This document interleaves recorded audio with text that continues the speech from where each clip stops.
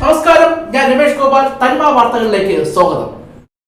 കാട്ടാക്കടയിൽ ബ്രെഡിൽ ഒളിപ്പിച്ച നിലയിൽ 200 ഗ്രാം MDMA-യുമായി കൊലക്കേസ് പ്രതി ഉൾപ്പെടെ പിടിയിലായ സംഭവത്തിലെ പ്രധാന പ്രതിയും കൂട്ടാളിയും പിടിയിൽ.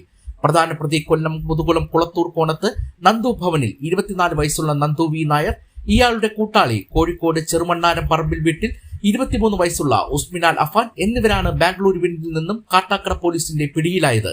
കഴിഞ്ഞ മാസം 23-നാണ് കാട്ടാക്കട പോലീസ് സ്റ്റേഷനിലെ 10ഓളം കേസുകളിലെ പ്രതിയായ വിഷ്ണുവിന്റെ ആമച്ചലിൽ ഉള്ള വീട്ടിൽ നിന്നും 200 ഗ്രാം MDMA പോലീസ് കണ്ടെടുത്തത്. ഇയാൾക്കൊപ്പം ഇവിടെ ഉണ്ടായിരുന്ന പൂജപ്പുര സ്വദേശിയും നിരവധി കേസിലെ പ്രതിയും കൊലക്കേസിൽ ജാമ്യത്തിൽ കഴിയുന്ന പൂജപ്പുര സ്വദേശി അനൂപുമാണ് അന്ന് പിടിയിലായത്. ഇവരെ ചോദ്യം ചെയ്തതിൽ നിന്നും ബാംഗ്ലൂരിൽ നിന്നുമാണ് കഞ്ചാവ് എത്തിക്കുന്നതെന്നും ഇതിന്റെ പ്രധാനികളെക്കുറിച്ചുമുള്ള വിവരങ്ങൾ ലഭിച്ചിരുന്നു. ഇതിന്റെ അടിസ്ഥാനത്തിൽ പോലീസ് അന്വേഷണം ഊർജിതപ്പെടുത്തുകയും പ്രധാന പ്രതി ഉൾപ്പെടെ 2 പേരെ പിടികൂടുകയുമായിരുന്നു. പ്രതികളെ കോടതിയിൽ റിമാൻഡ് ചെയ്തു.